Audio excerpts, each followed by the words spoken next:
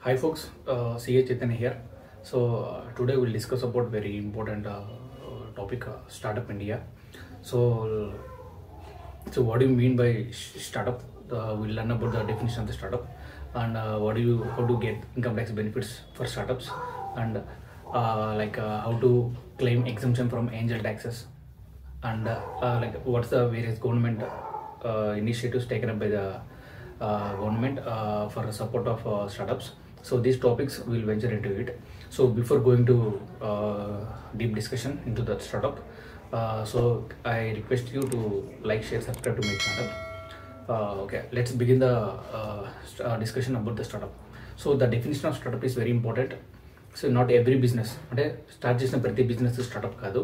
So there is one technical definition given by Department for the Promotion of Industry and Internal Trade అన్నమాట. So ఇది DPIIT అనేది ఒక commerce ministry కింద ఉండే department. అది ఒక నోటిఫికేషన్ ద్వారా డెఫినేషన్ ఆఫ్ స్టార్టప్ని ఒక 4 క్రైటీరియా పెట్టి రికగ్నిషన్ చెప్పిందనమాట. ఈ 4 క్రైటీరియా సాటిస్ఫై చేస్తూనే దాన్ని స్టార్టప్ అంటారనమాట. సో ప్రతి బిజినెస్ స్టార్టప్ కాదు.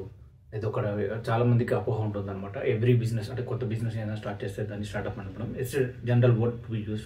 బట్ ఒక లీగల్ డెఫినేషన్, టెక్నికల్ డెఫినేషన్లో ఫాలో అవ్వాలి అంటే ఈ 4 క్రైటీరియాలో మాత్రమే ఉంటే ఆ business. So then it will be called as startup అనమాట. సో ఆ 4 డెఫినేషన్స్, ఆ 4 క్రైటీరియా ఏంటో మనం ఇప్పుడు చూద్దాం అనమాట. ఇక్కడ ఏంటంటే ఫస్ట్ నేచర్ ఆఫ్ బిజినెస్ అనమాట. అంటే ఇప్పుడు ఒక ఇండివిజువల్ స్టార్ట్ చేయొచ్చు, ఒక పార్ట్నర్షిప్ ఫామ్ పెట్టచ్చు, ఒక కంపెనీ పెట్టచ్చు అనమాట. ఇట్లా వేరియస్ ఫార్మ్స్ ఆఫ్ ఎంటిటీస్ ఉన్నాయన్నమాట. బట్ స్టార్ట్అప్ అని అవ్వాలి అంటే అది ఓన్లీ 3 మోడల్స్ ఉన్నాయన్నమాట. పార్ట్నర్షిప్ ఫామ్గానే ఉండాలి, లేదా ఎల్ఎల్పి లిమిటెడ్ లయబిలిటీ పార్ట్నర్షిప్లా ఉండాలి. ఇంకొకటి ఏంటంటే ప్రైవేట్ లిమిటెడ్ కంపెనీ కూడా ఉండాలి అనమాట. సో ఒక ఇండివిజువల్, ఇప్పుడు ఒక ఇండివిజువల్ ఉన్నాడో అతని దగ్గర ఒక స్టార్ట్అప్ ఐడియా ఉంది, then he cannot alone form a startup అనమాట. సో ఇండివిజువల్ పేరు మీద బిజినెస్ స్టార్ట్ చేయడము, ఇండివిజువల్ మీద ఒక ఐడియాని కాస్త ప్రోడక్ట్గా సర్వీస్ కింద కన్వర్ట్ చేయడము వల్ల దాన్ని స్టార్ట్అప్ రాదనమాట. ఆ ఇండివిజువల్ ఇదర్ ఈ కెన్ ఫార్మ్ ఇది with partnership with others or ఇది can form either 1% company. So companies act ఏం చేసిందంటే ఒక 1% కంపెనీ కూడా ఇన్కార్పొరేషన్ చేసుకోవచ్చు. ఓకే, అది కూడా definition of private limited company కింద పడి సో స్టార్ట్అప్కి ఎలిజిబుల్ అవుతుంది అనమాట. సో ఇక్కడ 3 ఫార్మ్స్ ఆఫ్ బిజినెస్ అనమాట. ఒకటి ఏంటంటే పార్ట్నర్షిప్ ఫామ్, ఇంకోటి ఏంటంటే ఎల్ఎల్పి లిమిటెడ్ లయబిలిటీ పార్ట్నర్షిప్, ఇంకోటి ఏంటంటే ప్రైవేట్ లిమిటెడ్ కంపెనీ. మీరు చేసే ఫార్మ్ ఆఫ్ బిజినెస్ అనేది అంటే నేచర్ ఆఫ్ ఎంటిటీ అనేది ఈ 3 కేటగిరీలో ఉంటే తప్ప అది స్టార్ట్అప్ అవ్వదు అనమాట. దీంతోపాటు it's should be 10 years from the date of incorporation అనమాట. అంటే ఈరోజు ఎస్టాబ్లిష్ అయితే నెక్స్ట్ 10 years లోపు మనం స్టార్ట్అప్ ఉండాలి. అంటే age of the entity should not be more than 10 years. అంటే ఇప్పుడు ఒక పార్ట్నర్షిప్ ఫామ్ ఈరోజు ఫామ్ అయింది అనుకుందాం. ఈరోజు ఫామ్ నుంచి నెక్స్ట్ 2034 డిసెంబర్ వరకు దాన్ని స్టార్ట్అప్ పీరియడ్ అంటారు అనమాట. The age should not be more than 10 years.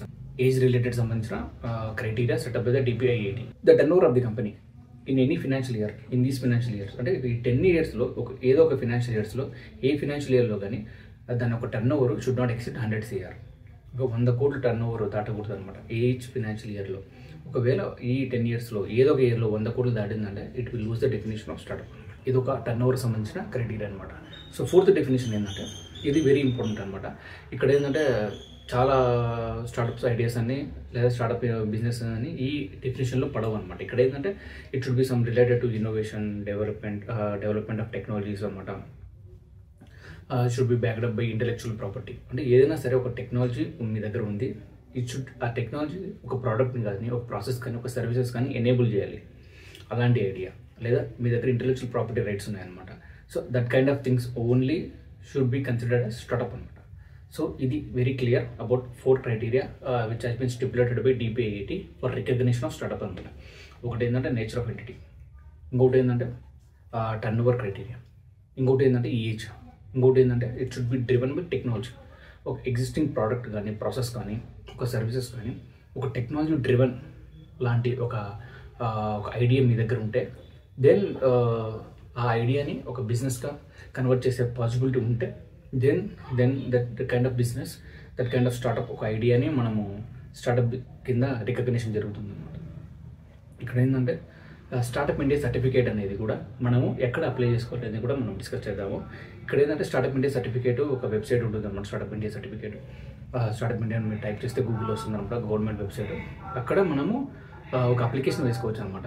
అంటే సెల్ఫ్ సర్టిఫైడ్ అనమాట. మన రిలేటెడ్ డాక్యుమెంట్స్ సంబంధించింది. ఒక మన మెయిల్ ఐడి, మన ఇన్కార్పొరేషన్ డాక్యుమెంట్స్, లైక్ మన ఎంఓఏ, ఏఓఏ, ఇంకోటి ఏంటంటే మన ఐడియాని రిప్రజెంట్ చేస్తే ఒక చిన్న పీడిఎఫ్, ఇలా ఒక అప్లికేషన్ వేస్తే గవర్నమెంట్ డిపిఐటి దాన్ని ఉతురుయి మనకు స్టార్టప్ సర్టిఫికేట్ వస్తుంది అనమాట. సో ఇది ఒక స్టార్టప్ సంబంధించిన ఒక డెఫినేషను. స్టార్టప్ ఇండియా సర్టిఫికేట్ మనకు రావాలి అంటే మనం చేయాల్సిన ప్రొసీజరు. ఇక్కడ మీకు ఏంటంటే ఎనీ కైండ్ ఆఫ్ అసిస్టెన్స్, అంటే మీకు ఒక స్టార్టప్ సర్టిఫికేట్ మీకు రావాలి అంటే you can contact to us. So then the second topic will go to the second topic. So ఇప్పుడు మనం second topic section 80 IAC of the income tax act.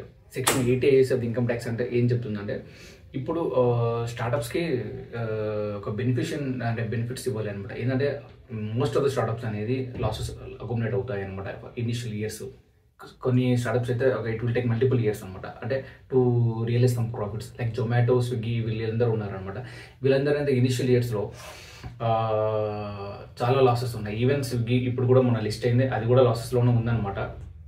Slowly they have started converting in to profits.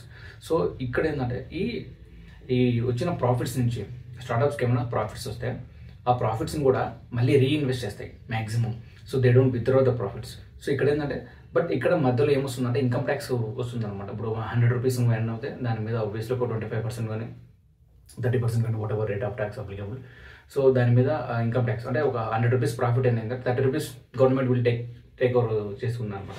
So ఈ kind of ఒక disturbance, ఈ kind of ఒక దీనివల్ల ఏమవుతుందంటే capital availability with startup అనేది తగ్గిపోతుంది అనమాట. సో గవర్నమెంట్ ఏం చేస్తుందంటే ఇక్కడ ఒక 80 IAC అనే ఒక బెనిఫిషియల్ ప్రొవిజన్, ఒక ట్యాక్స్ ఎగ్జంప్షన్ ప్రొవిజన్ ఇన్కార్పొరేట్ చేసింది అనమాట. దీని రూల్ ప్రకారం ఏంటంటే, ఈ సెక్షన్ ప్రకారం అంటే ఎటువంటి టైప్ ఆఫ్ ఎగ్జంప్షన్ ఏంటంటే, ఇప్పుడు ఈ 10 yearsలో మనకు we can out for any 3 years, consecutive 3 years అనమాట. ఈ 10 yearsలో లైక్ ఇయర్ 4, 5, 6 ఆర్ 5, 6 వేరెవర్ అంటే మన స్టార్టప్కి ప్రాఫిట్ స్టార్ట్ అయ్యాయి. సో మన కంపెనీకి ప్రాఫిట్ స్టార్ట్ అయ్యాయి and we can take the benefit అనమాట. 100% ఎగ్జంప్షన్ ఆఫ్ ద ప్రాఫిట్స్ మనం చేసుకోవచ్చు అనమాట. సెక్షన్ 80 IAC పర్పస్ ఏంటంటే, సో ప్రాఫిట్స్ ఎన్నడూ పోయేది స్టార్టప్ ఏం చేసిన ప్రాఫిట్స్ని గవర్నమెంట్ ట్యాక్స్ రూపంలో తీసుకోకుండా దానికి ఒక స్టార్టప్కి బెనిఫిట్ కలిగేలా ఈ 80 IAC ఒక ప్రొవిజన్ క్రియేట్ చేసింది అనమాట. ఇక్కడ ఏంటంటే ప్రాఫిట్స్ వచ్చినాం అంటే మనకి ఏ ఇయర్లో ప్రాఫిట్స్ వస్తాయో మనకు తెలియదు. సో ప్రాఫిట్స్ వచ్చినప్పటి నుంచి ఒక 3 కాన్సిక్యూటివ్ ఇయర్స్, ఇప్పుడు మీకు 8, 9, 10 అంటే ఇయర్ 8లో, ఇయర్ 9లో, ఇయర్ 10లో వచ్చాయన్నమాట. సో అప్పుడు we can opt for profits. Losses అన్ని స్టార్ట్ ఆఫ్ చేసుకుని ఆ ప్రాఫిట్స్ ఏదైతే ఉంటే మనం 100% ఆఫ్ ద ప్రాఫిట్స్, ఇప్పుడు మనకు ఒక 10 CR ప్రాఫిట్ వచ్చింది అనమాట, we can opt for 80 IAC. ఈ సెక్షన్ మనం ఆప్ట్ చేసుకొని మనము 10 CR ఎగ్జంప్షన్ క్లెయిమ్ కూడా చేయొచ్చు అనమాట. సో ఇది 80 IAC సంబంధించిన ఇన్ఫర్మేషన్. ఈ 80 IAC సంబంధించిన ఇన్ఫర్మేషన్ మన ఎగ్జంప్షన్ మనం క్లెయిమ్ చేయాలి అంటే దీనికి మళ్ళీ సపరేట్ ప్రాసెస్ అనమాట. స్టార్టప్ ఇండియా వెబ్సైట్కి వెళ్ళాలి, అక్కడ సపరేట్ అప్లికేషన్ వేయాలి అనమాట. అక్కడ ఏంటంటే మనకు ఆల్రెడీ స్టార్టప్ రికగ్నిషన్ డిపిఐటి ఆ సర్టిఫికేట్ ఉంటుంది. ఈ సర్టిఫికేట్ ఇచ్చేసి సెక్షన్ 80 IAC కింద ఒక సపరేట్ అప్లికేషన్ వేయాలి. సపరేట్ అప్లికేషన్ వేయాలి అన్నప్పుడు ఆ సేమ్ మన రిక్వైర్డ్ డాక్యుమెంట్స్ ఉంటాయన్నమాట. అంటే ఫినాన్షియల్ స్టేట్మెంట్స్ ఏమన్నా ఉంటే for the past previous years లేదా లేటెస్ట్ ఫినాన్షియల్ ఇయర్స్, అది ఒక ఫినాన్షియల్ స్టేట్మెంట్స్ మనము ఈ అప్లికేషన్ ద్వారా 80 IAC అప్లికేషన్ ఉంటుందన్నమాట. దాని ద్వారా మనము డిపిఐటికి అప్లికేషన్ వేయాలి. అలాంగ్ విత్ దట్ అనమాట మనకు ఒక పిచ్ డెక్ ఉంటుంది అనమాట. ఏం లేదు, మన ఐడియాని how it has been turning into product or service అనేది ఒక రిప్రజెంట్ చేస్తే ఒక చిన్న వీడియో, PDF ఇలాంటివన్నీ కన్సిడర్ చేసుకొని హోల్సేల్గా మనము application for 80 IAC separate application వేయాలి అనమాట. ఈ అప్లికేషన్ వేసిన ఆల్మోస్ట్ ఒక 6 months to 9 months మనకు ఎగ్జామ్షన్ వస్తుంది, ఒక సర్టిఫికేట్ వస్తుంది అనమాట. 80 IAC ఎగ్జామ్షన్ సర్టిఫికేట్ అనమాట. అది యూజ్ చేసుకొని మనము ఇన్కమ్ ట్యాక్స్లో 100% ఆఫ్ ది ట్యాక్స్ ఎగ్జామ్షన్ మనం క్లెయిమ్ చేయొచ్చు ఫర్ 3 కాన్సిక్యూటివ్ ఇయర్స్ అనమాట. సో ఇది with respect to the 80 IAC sections. We'll discuss about that topic which is section 56 to 7B అనమాట. ఇది ఒక ఇంపార్టెంట్ క్లాసు, ఇంపార్టెంట్ సెక్షన్ అనమాట, ఇంట్రొడ్యూస్డ్ బై ఫైనాన్స్ యాక్ట్ 2012 అనమాట. ఇక్కడ ఏంటంటే స్టార్టప్స్లలో లేదా క్లోజ్లీ హెల్డ్ కంపెనీస్లలో వాల్యుయేషన్స్ ద్వారా బ్లాక్ మనీని వీళ్ళు లీగలైజ్ చేస్తున్నారు, రూట్ చేస్తున్నారని 2012లో ఇది ఒక సెక్షన్ తీసుకొచ్చారనమాట. But eventually it end up అంటే penalising the startups from getting adequate capital. ఇక్కడ ఏంటంటే స్టార్టప్స్కి అది పెద్ద ప్రాబ్లం అవుతుంది అనమాట. ఇప్పుడు ఒక క్యాపిటల్ సోర్సింగ్ చేసుకోవడమే చాలా ఇబ్బంది అవుతుంది అనమాట ఒక స్టార్టప్కి. ఈ వచ్చిన క్యాపిటల్ మీద income tax under section 56 to 7B కింద 30% ట్యాక్స్ లెవీ చేసేసి ఆ ఇన్కమ్ మీద it will be considered as income from other sources కింద తీసుకోవడం వల్ల చాలా ఇబ్బంది జరుగుతుంది. సో ఈ సెక్షన్ ఒక్కసారి మనం డీటెయిల్గా చేస్తే అనమాట, ఇక్కడ ఏంటంటే 56(2)(7)(b) కింద ఒక క్లోజ్లీ హెల్డ్ కంపెనీ అంటే ఒక 4-5 క్రైటీరియా ఉంటుంది అనమాట. ఈ క్రైటీరియా సాటిస్ఫై అవుతూనే ఈ సెక్షన్ కింద మనకు ట్యాక్స్ అనేది వస్తుందన్నమాట. ఆ క్రైటీరియా ఏంటంటే it's a closely held company, means it is not public it is not a company in which public are substantial interested అనమాట. అదొక criteria. It should issue the share capital. ఇక్కడ ఏంటంటే it should issued only to the resident. మళ్ళీ non రెసిడెంట్కి issue చేస్తే ఈ section applicable అవ్వదు అనమాట. సో నాన్ రెసిడెంట్స్ కింద మనం సోర్సింగ్ చేసుకున్నాం అనుకో ఫండింగ్, అది నో ట్యాక్స్ ఇంప్లికేషన్స్ అనమాట. బట్ రెసిడెంట్కి సోర్సింగ్ చేసుకుంటే ఈ సెక్షన్ అప్లికబుల్ అవుతుంది అనమాట. ఇక్కడ ఏంటంటే ఇప్పుడు అప్లికబుల్ అవుతుందంటే if the shares has been issued more than fair market value. ఇక్కడ ఫేర్ మార్కెట్ వాల్యూ అనేది ఏంటంటే ఎప్పుడైనా సరే మనం ఒక కంపెనీ ఫండింగ్ రీచ్ చేయాలంటే వాల్యుయేషన్ ఆఫ్ ద కంపెనీ అనేది ఒక డిటర్మైన్ చేస్తారనమాట through various models like discounted cash flow method, net assets method అనమాట. ఇవి యూజ్ చేసుకొని కంపెనీ తన ఒక ఈక్విటీ యొక్క వాల్యూ, ఒక్కొక్క షేర్ వాల్యూ ఎంత ఉందో డిటర్మైన్ చేస్తుంది అనమాట. సపోజ్ మన ఫేస్ వాల్యూ అది షేర్ అనేది ఒక 10 రూపీస్ అయితే వాల్యుయేషన్ ప్రకారం 50 రావచ్చు, 40 రావచ్చు, లేదా 1000 కూడా రావచ్చు అనమాట. ఇక్కడ ఏంటంటే ఈ ఫేర్ మార్కెట్ వాల్యూ, ఈ value determine by the company. Suppose ఈ వాల్యూ డిటర్మైన్ ది కంపెనీ అనేది ఒక 50 అనుకుందాం, ఫేస్ వాల్యూ 10 అనుకుందాం, బట్ ఫేర్ మార్కెట్ వాల్యూ ఒక 30 రూపీసే ఉంది అనమాట. సో ఇక్కడ ఏముంటుందంటే ఇన్కమ్ ట్యాక్స్ 50 - 30 అంటే ఆ 20 ఎక్సెస్ ఉంది కదా, ఆ excess will be considers income from other sources and it will B taxed అని ఒకప్పుడు ఈ సెక్షన్ చెప్తుంది అనమాట, 56(2)(7)(b) అనేది. సో ఇది ఒక 56(2)(7)(b) అనమాట. ఈ సెక్షన్ ఏ ఊరికి నాట్ అప్లికబుల్ అంటే దీన్ని ఏంజల్ ట్యాక్స్ ఎగ్జంప్షన్ అంటారు అనమాట. If the company has raised funds from venture capitalist లేదా ఆల్టర్నేట్ ఇన్వెస్ట్మెంట్ ఫండ్స్, ఈ కేటగిరీస్ నుంచి కంపెనీ సోర్స్ చేసుకుంటే ఈ section not applicable. So angel tax implications రావు అనమాట. ఇంకొకటి ఏంటంటే సెకండ్ క్రైటీరియా, ఈ స్టార్టప్కి where with the share capital and paid up capital does not exceed 25 CR. ఈ share capital and paid up premium does not exceed 25 CR అనేది వాటికి కూడా ఈ 56(2)(7)(b) అనేది నాట్ అప్లికబుల్ అవుతుంది అనమాట. అక్కడ నో ట్యాక్స్ ఇంప్లికేషన్స్ అనమాట. Whatever amount they can raise. ఇదొకటి. ఇంకొకటి ఏంటంటే వెరీ రీసెంట్ అమెండ్మెంట్ ఏంటంటే 2024 బడ్జెట్ నిర్మలా సీతారామన్ గారు ఈ ఏంజల్ ట్యాక్స్ అబాల్యూషన్ గురించి మాట్లాడారనమాట. And this angel tax exemption, angel tax అనేది 56(2)(b) అనేది it's will be not applicable from assessment year 25-26. So 1st April 25 నుంచి ఈ సెక్షన్ అనేది అప్లికబుల్కి రాదనమాట.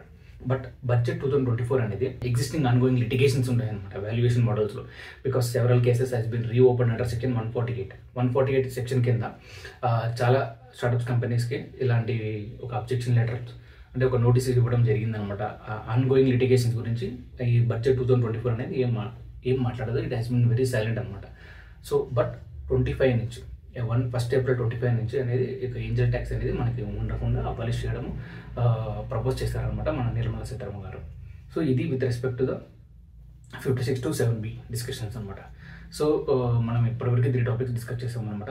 అసలు స్టార్టప్ అంటే ఏంటి, section ETIS income tax discuss చేసాం అనమాట. ఇంకోటి అంటే ఏంజల్ ట్యాక్స్ 56(2)(7)(b) ఈ 3 డిస్కస్ చేసాం అనమాట.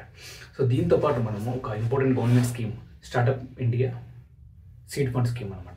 ఇక్కడ ఏంటంటే స్టార్టప్ ఇండియా సీడ్ ఫండ్ అనేది ఒక scheme introduce by the government of India అనమాట. ఇక్కడ ఏంటంటే ఇప్పుడు ఒక స్టార్టప్కి obviously they should have money, they required money.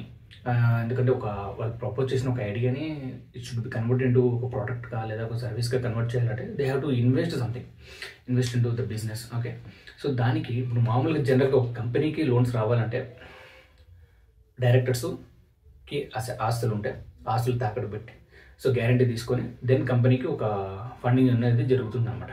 లేదా ఒక కంపెనీ దగ్గర ఆస్తులే లేవు అనుకుంటే it can go for Angel investors, it can go for venture capitalist. But ఇక్కడ ఏంటంటే ఇక్కడ ఒక గ్యాప్ ఉంటుంది అనమాట ఒక కంపెనీకి. ఇక్కడ ఏంటంటే ఒక ఐడియా మాత్రమే ఉంటుంది కంపెనీ దగ్గర. సో ఒక idea it should B proved, so proof of concept అంటారు అనమాట. ఈ ఐడియా ప్రూఫ్ ఆఫ్ కాన్సెప్ట్ ఈ మధ్యలో ఈ ప్రూఫ్ ఆఫ్ కాన్సెప్ట్ తర్వాత మాత్రమే ఇక్కడ ఒక ఫండింగ్ గ్యాప్ ఒకటి ఉంటుంది. ప్రూఫ్ ఆఫ్ కాన్సెప్ట్ తర్వాతనే మనకి ఈ వెంచర్ క్యాపిటలిస్ట్ కానీ ఏంజల్ ఇన్వెస్టర్స్ కానీ they will show some kind of interest. అంటే మన ప్రోడక్ట్ని ఇది ఒక స్కేలబుల్ అవుతుందా లేదా, ఇది ఒక వర్కౌట్ అవుతుందా లేదా అనేది ఇప్పుడు డిటర్మిన్ అవుతుందంటే ఒక ప్రూఫ్ ఆఫ్ కాన్సెప్ట్ కానీ ప్రోటోటైప్ డెవలప్మెంట్ కానీ ఇలాంటివి ఒక స్టేజ్ తర్వాతనే మనకు ఈ వెంచర్ క్యాపిటలిస్ట్ కానీ ఏంజల్ ఇన్వెస్టర్స్ కానీ మన దగ్గరకు వస్తారనమాట. మన దగ్గరకు వచ్చింటే స్టార్టప్లో పెట్టడానికి ఇంట్రెస్ట్ చూపిస్తారనమాట. బట్ బిఫోర్ దట్ ఇక్కడ ఫండింగ్ రిక్వైర్మెంట్ ఉంది, but no one is interested, not even venture capitalist, not even angel investors, ఎవరు ఇంట్రెస్టెడ్. సో ఈ గ్యాప్ని అడ్రస్ చేయడానికి గవర్నమెంట్ ఆఫ్ ఇండియా అనేది ఒక startup India seed fund scheme అనేది ఒకటి తీసుకొచ్చింది అనమాట. ఇక్కడ ఎలిజిబిలిటీ ఏంటంటే వెరీ ఇంపార్టెంట్ ఎలిజిబిలిటీ ఏంటంటే డెఫినేషన్ ఆఫ్ స్టార్టప్ అనేది వెరీ ఇంపార్టెంట్. తెలుసు కదా, ఆ 4 క్రైటీరియా ఉన్నాయి డెఫినేషన్ ఆఫ్ స్టార్టప్. సో ఆ క్రైటీరియాలో పడాలి. ఇంకోటి ఏంటంటే the application should be made within 2 years from the date of incorporation. అంటే మనం ఇన్కార్పొరేషన్ 2 years లోపే ఈ application for startup India seed fund అనేది కింద వేసుకోవాలి అనమాట. ఇక్కడ ఎంత ఫండింగ్ ఇస్తుంది అనమాట గవర్నమెంట్. సో గవర్నమెంట్ ఎంత ఫండింగ్ ఇస్తుంటే గవర్నమెంట్ డైరెక్ట్లీ ఇవ్వదు, గవర్నమెంట్ మళ్ళీ ఒక ఇంక్యుబేటర్స్ని పెడుతుంది అనమాట. గవర్నమెంట్ ఇంక్యుబేటర్స్కి ప్రొవైడ్ చేస్తే ఇంక్యుబేటర్స్ స్టార్టప్స్కి ప్రొవైడ్ చేస్తారనమాట. ఇది ఒక లేయర్ లాగా జరుగుతుంది అనమాట, 1 by 1 స్టెప్ బై ప్రొసీజర్స్. ఈ incubators in the form of grant ఇస్తారనమాట. In the form of grant up to 20 lakhs. అదే in the form of debt అయితే నీకు రిక్వైర్మెంట్ వరకు 50 lakhs in the form of debt ఇస్తారు. అట్ ది రేట్ ఆఫ్ 6.5% వరకు ఇవ్వచ్చు అనమాట వాళ్ళు. అది మార్కెట్ రేట్ అనమాట, 6.5%. సో డెట్ ఇస్తే అది బాండ్స్ కానీ డిబెంచర్స్ కానీ whatever criteria they will take care. So ఇక్కడ startup India seed fund scheme కింద ఒక up to 20 lakhs in the form of grant. So grant అంటే ఏంటంటే అది మళ్ళీ ఇవ్వాల్సిన అవసరం లేదనమాట. ఒకవేళ ప్రోడక్ట్ ఫెయిల్ అయింది అనుకుందాం, there is no liability to repay. But if it is in case of like debt అనుకో, మళ్ళీ రీపేయింగ్ అబ్లిగేషన్స్ ఉంటాయి అనమాట. సో ఇది ఒక డెట్కి గ్రాంట్కి. డెట్ మనకు గ్రాంట్ లాగా 20 lakhs వస్తాయి, up to 20 lakhs. So det ద్వారా అప్ టు 50 lakhs వరకు అట్ ది రేట్ ఆఫ్ 6.5% మనకు స్టార్టప్ ఇండియా సీడ్ ఫండ్ కింద వస్తుంది అనమాట. ఇక్కడ ఏంటంటే ఇక్కడ కూడా గవర్నమెంట్ ఏంటంటే ప్రిఫరెన్స్ సెక్టర్స్ ఉంటాయన్నమాట. ఇప్పుడు డిఫెన్స్ కానీ, ఫుడ్ ప్రాసెసింగ్ కానీ, టెక్స్టైల్స్ కానీ, అగ్రికల్చర్ కానీ, వీటికి సంబంధించిన లేదా వేస్ట్ మేనేజ్మెంట్ కానీ వీటికి సంబంధించిన సెక్టర్స్లలో స్పెషల్ ఇంట్రెస్ట్ ఉంటుందన్నమాట. అంటే ప్రిఫరెన్స్ ఎక్కువ ఉంటుంది అనమాట గవర్నమెంట్స్. అంటే మనం వేసిన అప్లికేషన్కి, మనకి గ్రాంట్ కావాలని వేసిన అప్లికేషన్స్కి వీటిలలో ఫస్ట్ ఫిల్టరింగ్ ఎవరు చేస్తున్నట్టు ఈ సెక్టర్స్లలో లైక్ టెక్స్టైల్స్ కానీ, డిఫెన్స్ కానీ, అగ్రికల్చర్ కానీ, సాలిడ్ వేస్ట్ మేనేజ్మెంట్ కానీ, ఫుడ్ ప్రాసెసింగ్ కానీ ఎక్సెట్రా. సో ఈ సంబంధించిన అప్లికేషన్స్ ఫిల్టర్ అవుట్ అవ్వడం జరుగుతుంది అనమాట.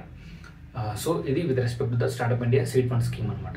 సో ఇది ఈ 4 topics అనమాట. మనము ఒక మీ డెఫినేషన్ అంటే మీ బిజినెస్ కూడా నేను చెప్పిన కేటగిరీలో కానీ నేను చెప్పిన రికగ్నిషన్ కానీ పడుతుందా లేదా తెలియదు అనమాట. సో అక్కడ క్లారిఫికేషన్ కావాలన్నా సరే, లేదా మీకు ట్యాక్స్ ఎగ్జంప్షన్ సర్టిఫికేట్ కావాలంటే అండర్ ETAC, లేదా మీకు 56(7)(b) కింద ఏమైనా ఇంప్లికేషన్స్ కానీ ఏమైనా లిటిగేషన్స్ కానీ ఉన్నాయంటే, లేదా మీకు startup India seed fund scheme కింద అసిస్టెన్స్ కావాలి గవర్నమెంట్ నుంచి అయితే you can contact to us. Meanwhile, if you like this video, please like, share and subscribe to my channel. Thank you for watching. ఇలాంటి tax సంబంధించిన videos ఇంకొన్ని చూడాలనుకుంటే please like, share, subscribe to my channel.